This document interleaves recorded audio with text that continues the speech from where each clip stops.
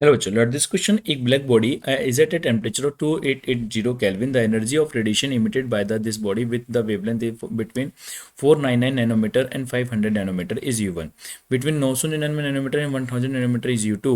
और between the 1499 nanometer 1500 nanometer is U3। तो Wien's constant हमें गिवन है। देन आइए बेटा, हम यहाँ पे क्वेश्चन को सॉल्यूशंस करते हैं। हमें टेम्परेचर पता है 2880 केल्विन टेम्परेचर है। तो अब विंस कांस्टेंट हमें पता है, तो मैक्सिमम वेवलेंथ हमें पता करनी है। तो हम जानते हैं बेटा ये क्या हो गया बेटा, हमसे पूछा गया बेटा। तो अगर हम यहाँ पे बात करें बेटा अकॉर्डिंग टू विंस लॉ, अगर हम बात करते हैं according to Wien's law, according to Wien's law बेटा, तो बेटा अकॉर्डिंग टू विंस लॉ क्या कहता है कि जो maximum wavelength of radiation power होती है ऑलवेज भी inversely proportional to absolute temperature of the body के इनवर्सली प्रोपोर्शनल होती है।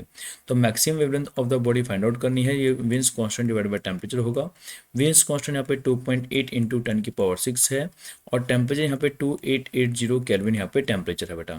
तो बेटा अगर मैं यहाँ पे सॉल्व करता हूँ तो 28 यहाँ पे 2880 केल्विन टेम्परेचर इंटू 10 यहाँ पे 6 हो जाता है बेटा। तो यहाँ पे सॉल्व करने पर बेटा ये टेम्परेचर जो है अप्रोक्सीमेटली हम क्या देख पाते हैं कि जो टेम्परेचर है यहाँ पे, और इसको हम जब सॉल्व करते हैं, हम यहाँ पे जो सॉल्व करते हैं यहाँ पे जो विंस कांस्टेंट है 2.88 है बेटा। 2.88 यहाँ पे टेम्परेचर हमें देखने को मिल रहा है। तो यहाँ पे एक और जीरो आपको देखने को मिलेगा बेटा।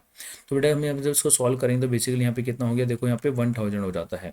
और 1000 को 10⁶ से काटेंगे तो मैक्सिमम वेवलेंथ जो है हमारे पास यहाँ पे 1000 नैनोमीटर आ जाती है। ये हमारे पास नैनोमीटर मैक्सिमम वेवलेंथ आ जाती है। तो हम क्या देख रहे हैं बेटा कि 400 नैनोमीटर से लेकर 500 नैनोमीटर तक एनर्जी U1 मिल रही है। 999 से लेकर 1000 नैनोमीटर तक U2 मिल रही है। तो मैक्सिमम वेवलेंथ यहाँ पे मिल रही है बेटा। तो अगर मैं इसमें ग्राफ की बात करता हूँ वेवलेंथ के साथ एनर्जी की, बेटा मैं क्या देखूंगा कि ग्राफ कुछ इस प्रकार से यहाँ पे ग्राफ बनता है बेटा। तो इस ग्राफ में साफ साफ ये बात पता चल रही है कि जब वेवलेंथ का रेंज बेटा आपके पास यहाँ पे 499 से लेकर 500 नैनोमीटर तक था बेटा। 499 से लेकर के 500 नैनोमीटर तक का रेंज था वेवलेंथ का। यहाँ पे कितना था 499 और यहाँ पे कितना था 500 था बेटा। तो यहाँ पे जो एनर्जी मिली थी वो U1 एनर्जी मिली थी बेटा। और जब यहाँ पे रेंज आप गए, इस रेंज पे जाते हैं, तो ये रेंज यहाँ पे कितना है बेटा, यहाँ पे रेंज जो है आपके पास 1000 नैनोमीटर से लेकर के, और ये रेंज बेटा कहाँ से कहाँ तक है 1000 नैनोमीटर से लेकर के 999 नैनोमीटर तक का ये रेंज है बेटा। और यहाँ पे आपको एनर्जी U2 मिल रही है। और फिर बाद में वापस ये रेंज आपको जो वेवलेंथ का यहाँ पे जो रेंज हो जाता है, यहाँ पे रेंज बेटा कितना हो गया, यहाँ पे बेटा 1499 नैनोमीटर से लेकर के आपके पास रेंज ये 15000 नैनोमीटर रेंज हो जाता है। और यहाँ पे एनर्जी आपके पास U3 मिल रही है।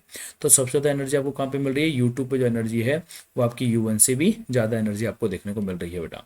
तो U2 एनर्जी क्या है, U1 से ज़्यादा है, क्योंकि यहाँ पे देखो मैक्सिमम एनर्जी कितनी आ रही है वन। अभी हमें मालूम क्या चला कि U2 पे ज़्यादा होगी, वो यहाँ से मालूम चला कि 1000 नैनोमीटर पे वेवलेंथ वो आपकी मैक्सिमम वेवलेंथ होती है।